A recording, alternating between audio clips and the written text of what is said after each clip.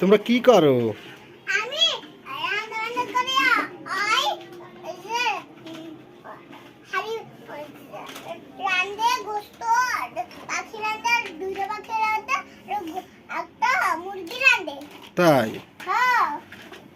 তুমি আবার কি করবা? এর মধ্যে কি সব তোমাদের গোস্ত টোস্ত এগুলা না? হ্যাঁ।